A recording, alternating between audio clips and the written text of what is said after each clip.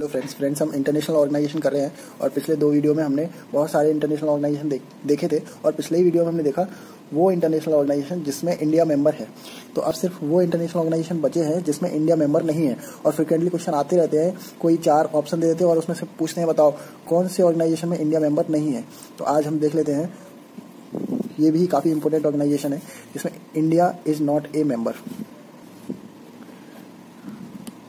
इसमें फर्स्ट है Asia Pacific economic cooperation, short में एपैक बोलते हैं। ये ओपैक से अलग है, ओपैक अभी आएगा, एपैक।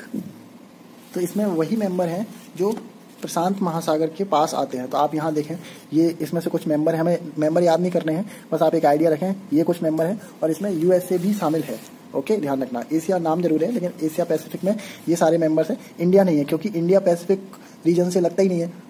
एक बार मांग भी की थी इंडिया ने एपैक में जुड़ने के लिए और कुछ देशों ने समर्थन भी किया था, लेकिन ओवरऑल देखा गया कि इंडिया प्रशांत क्षेत्र से, प्रशांत महासागर से नहीं जुड़ता, इसलिए इंडिया को नहीं इंक्लूड किया गया। इसका स्थापना 1989 में हुई थी और इसका हेडक्वार्टर सिंगापुर में है।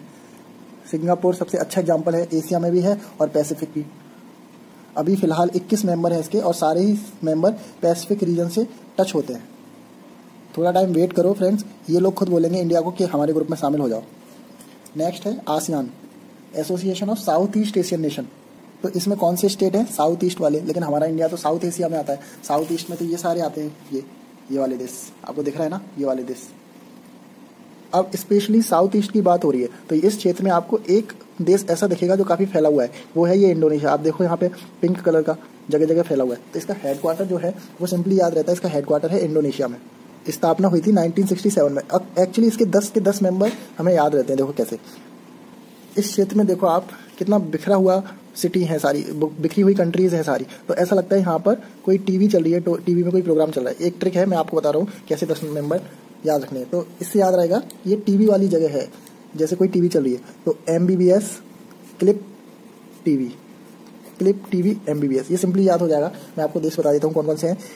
ये है मलेशिया, M फॉर मलेशिया, फिर B फॉर बर्मा, अब नया नाम इसका म्यांमार है तो इतना याद रख लेते हैं।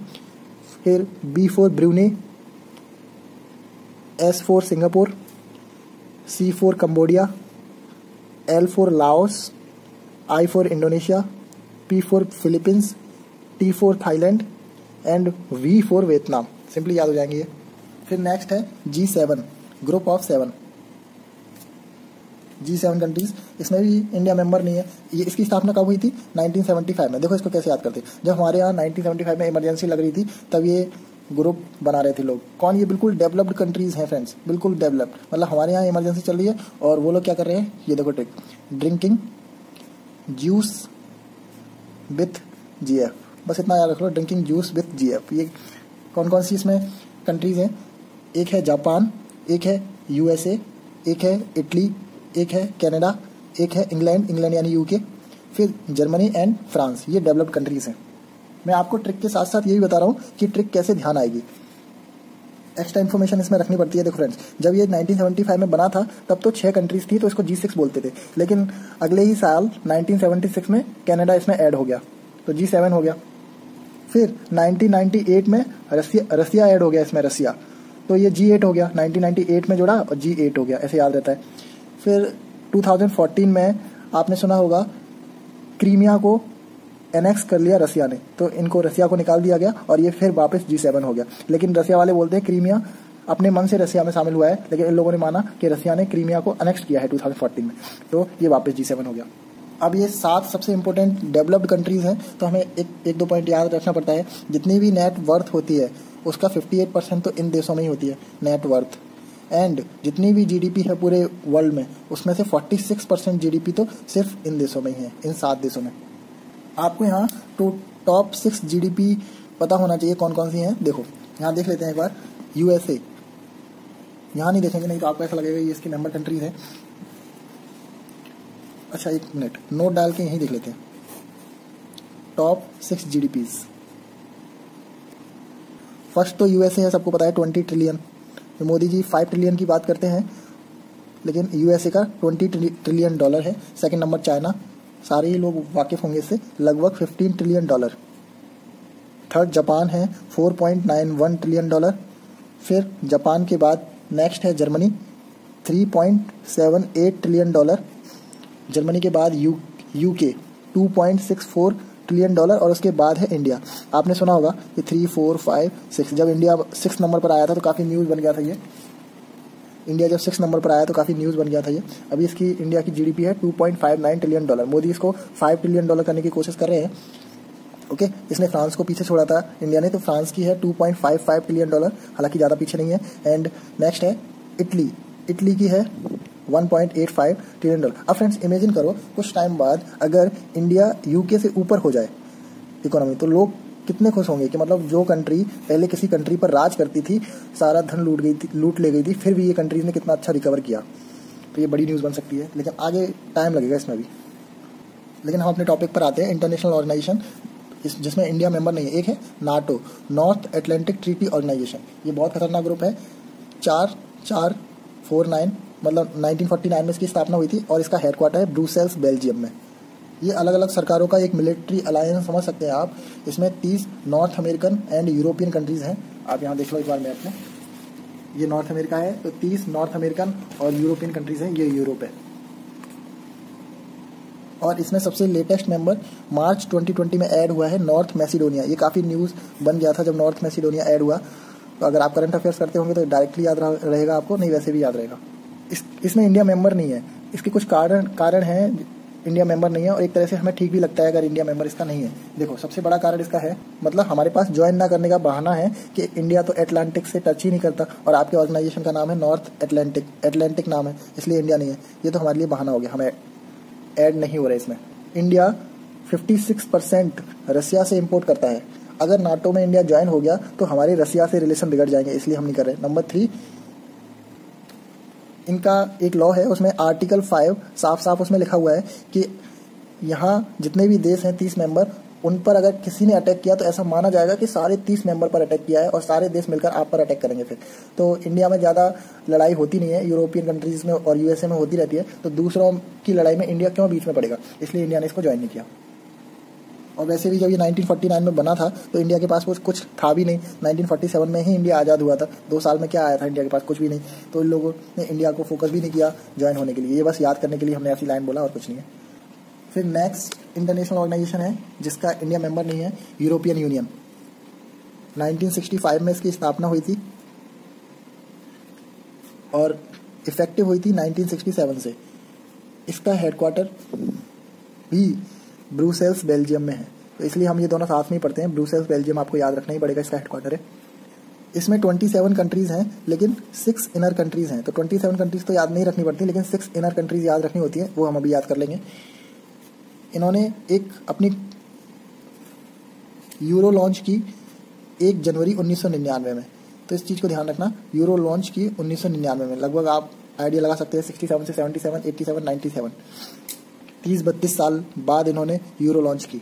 आपको पता होगा जैसे ही 2020 शुरू हुआ तभी यूके यूरोपियन यूनियन को छोड़ गया। किसने साइन किए थे? जॉनसन ने साइन किए थे, पीएम जॉनसन ने साइन किए थे।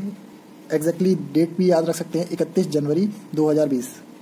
वैसे यूके यूरोपियन यूनियन से हमेशा से अलग होना चाहता था। 2016 में भी वोटिंग हुई थी एक बार। इनके अलग होने का सबसे बड़ा कारण माना जाता है 2010 से 2016 तक जो पीएम रहे थे डेविड कैमरून, उनको श्रेय जाता है यूके को यूरोपियन यूनियन से अलग करने का, लेकिन साइन जॉनसन ने ही किए थे। और ये जो 1999 में यूरो लॉन्च हुआ है, 27 में से मात्र 19 कंट्रीज ने अपनाया ये यूरो। अब हमें इनर 6 कंट्रीज याद करनी है। फ्रेंड्स, इसकी ट्रिक देख लो। फ्रेंड्स, इनर 6 कंट्रीज को याद करने की ट्रिक देख लो। पहले कंट्रीज देख लो कौन सी हैं। ब्रुसेल्स, बेल्जियम तो है, उसका हेडक्वार्टर है तो इसलिए याद है, ठीक है। फिर है नीदरलैंड,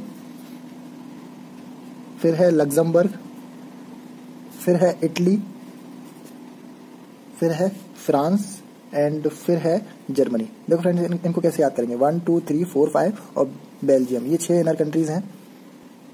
इस ट्रिक को कैसे याद रखेंगे ये देखो। पहले जो यूरोपियन यूनियन से यूके लेफ्ट हुआ तो यूरोपियन यूनियन का माथा गर्म हो गया, उसे टेंशन हो गया, धीमे धीमे करके सारे देश अलग ना हो जाए, तो वो यूरोपियन यूनियन फ्रिज में सोने गया। ओके, ये ट्रिक है, फ्रिज में सोने गया, क्योंकि उसका दिमाग गर्म है तो फ्रिज में सोने गया। लेकिन ये यूरोप है तो इंग्लिश में बोलेगा, तो फिर भी हम ज़्यादा इंग्लिश नहीं बनाते, बस इतना याद रखते हैं, नींद ली इन फ्रिज। सिर्फ एक वर्ड हमने इंग्लिश का लिखा है यहाँ पर, नींद ली इन फ्रिज। तो इसे याद रहेगा, नींद यानी नीदरलैंड, ली यानी लग्जमबर्ग, इन यानी इटली, एंड फ्रिज, फ्रिज मतलब फ्रांस एंड जर्मनी। ये इनर 6 कंट्रीज हैं। नेक्स्ट है ओपेक। फ्रेंड हमें जल्दी जल्दी करना है। Organization of petrol exporting companies, sorry organization of petrol exporting countries. तो इसमें आपको साफ पता लग रहा है पेट्रोल एक्सपोर्ट जो करती है वो कंट्रीज है, तो इसमें इंडिया तो वैसे ही नहीं होना था। इसकी एक चीज याद करना सिंपल है, 1960 में शुरुआत हुई थी, 1960 और शुरुआत हुई थी बगदाद, 1960 बगदाद, 1960 बगदाद। लेकिन 1965 में इसका हेडक्वार्टर बगदाद से हटके वियना ऑस्ट्रिया हो गया, वियना ऑस्ट्रिया। और मजे की बात यह है कि वियना इसका मेंबर ही नहीं है, ऑस्ट्रिया इसका मेंबर ही नहीं है। हेडक्वार्टर उस कंट्री में बनाया जो इसका मेंबर ही नहीं है ओपेक का। ओपेक के 13 मेंबर हैं। कैसे याद रखते हैं, पेट्रोल सबका है, तेरा भी है मेरा भी है, बिना पेट्रोल के काम होगा नहीं, तो इससे याद रहेगा 13 मेंबर है भाई। उनमें से 5 फाउंडिंग मेंबर हैं। फाउंडिंग मेंबर के नाम डायरेक्टली याद हो जाते हैं, Iran, Iraq, Kuwait, Saudi Arabia, Venezuela.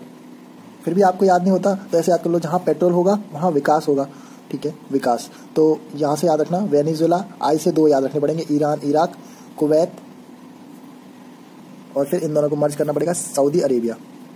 ये 5 तो सिर्फ फाउंडिंग मेंबर हैं, टोटल इसके 13 मेंबर हैं, 13 मेंबर कंट्रीज हैं, सबको याद करना पड़ता है। तो बाकी बची हुई 8 कंट्रीज का नाम मैं लिख देता हूँ यहाँ पर। ये 8 कंट्रीज हैं, Gabon, Angola, Libya, Congo, Guinea, Nigeria. इसको भी अगर आपको ट्रिक से याद करना है तो ये ट्रिक थोड़ी डाउन है, लेकिन फिर भी सुन लो। इसमें 2 रह गए हैं, यूएई एंड अल्जीरिया। ये तो डायरेक्ट याद हो जाते हैं, यूएई एंड अल्जीरिया। देखो फ्रेंड्स, इनको 8 को याद करने की ट्रिक मैं बता सकता हूँ। जैसे ये पेट्रोल एक्सपोर्टिंग कंट्रीज हैं, तो पेट्रोल से रिलेटेड खेल दिखाएंगे। तो ये लोग पेट्रोल से खेल दिखाने के लिए गांव में गए। ये लड़का है पेट्रोल से खेल दिखाने के लिए गांव में गया, तो इसे याद रखना है गैबोन। अब इस लड़के ने सेकंड स्टेप, आग का गोला मुंह में डाला, आग का गोला, ओके, सिंपल स्टोरी है, तो अंगोला। थर्ड, आग का गोला मुंह में डाला, अंदर पेट में लील लिया, लील लिया जानते ना आप, लील गया, तो इससे याद रखना है लीबिया। पहले स्टोरी सुनते हैं। गांव गया, आग का गोला मुंह में डाला, अंदर लील लिया। इतना करने के बाद गांव के सारे लोग बधाई देने लगे, भाई कोंगो कोंगो, मतलब कांग्रेचुलेशन, आपने वो आग का गोला लील लिया। और तुरंत ही गिनीज वर्ल्ड रिकॉर्ड में उसका नाम दर्ज हो गया, गिनीज वर्ल्ड रिकॉर्ड। फिर इसने गिनीज वर्ल्ड रिकॉर्ड देखा, इस लड़के ने, तो इसने कहा यार नाम तो है ही नहीं। तो सब लोगों ने बोला कि आग का खेलता ना, तो नाम तो उड़ गया, नाम तो नहीं है, नाम नहीं है, ऐसे उसने बोला। बस इतनी ट्रिक है। तो गांव में खेल दिखाया गैबोन, आग का गोला अंगोला, लीलिया लीबिया, सारे लोग कोंगो बोलने लगे, Congo, Guinness world record Guinea, and नाम नजर ही नहीं आया, नाम नजर। और यूएई अल्जीरिया आपको याद करना है, और फाउंडिंग मेंबर ये 5 थे, विकास। अब सिर्फ 2 मिनट लगेंगे। OIC organization of Islamic cooperation है, 1969 में इसकी स्थापना हुई थी, और इसका हेडक्वार्टर है जेदुल्ला, सऊदी अरेबिया में। इसमें आप समझ गए होंगे इस्लामिक लोगों का ग्रुप है। इसमें 57 मेंबर कंट्रीज हैं, उनमें से 53 मुस्लिम मेजोरिटी वाली हैं, और बाकी में भी मुस्लिम हैं। ये मुस्लिम के इंटरेस्ट को प्रमोट करते हैं और पीस प्रमोट करते हैं। ये लोग पीस, आप समझ गए ना, पीस प्रमोट करते हैं। लेकिन आपके मन में एक क्वेश्चन आ रहा होगा कि तालिबान ने जो अफगानिस्तान में टेक ओवर किया है, उसमें ये इस्लामिक कोऑपरेशन की क्या पक्ष रहा, इन्होंने तालिबान को सपोर्ट किया या इनके अगेंस्ट में थे? तो आधे मेंबर सपोर्ट कर रहे हैं और आधे मेंबर अगेंस्ट में है तालिबान की। और लास्ट ऑर्गेनाइजेशन है वर्ल्ड इकोनॉमिक फोरम। ये तो एक NGO है, बहुत सारी रिपोर्ट ये पेश करती रहती है, इसलिए हम याद कर लेते हैं। जेनेवा स्विट्जरलैंड इसका हेडक्वार्टर, पहले ही वीडियो में हमने याद कर लिया था। वर्ल्ड इकोनॉमिक फोरम कितनी सारी रिपोर्ट पेश करता है, जब हम रिपोर्ट एंड रैंकिंग वाला टॉपिक करेंगे तब देखेंगे, लेकिन एक ओवरव्यू तो देख ही लो आप। जैसे global gender gap index WEF जारी करता है, global competitiveness index, global risk report, environmental performance index, travel and tourism competitive index, ये सारे WEF ही जारी करता है। नेक्स्ट टॉपिक नेक्स्ट वीडियो में पढ़ेंगे। Thank you.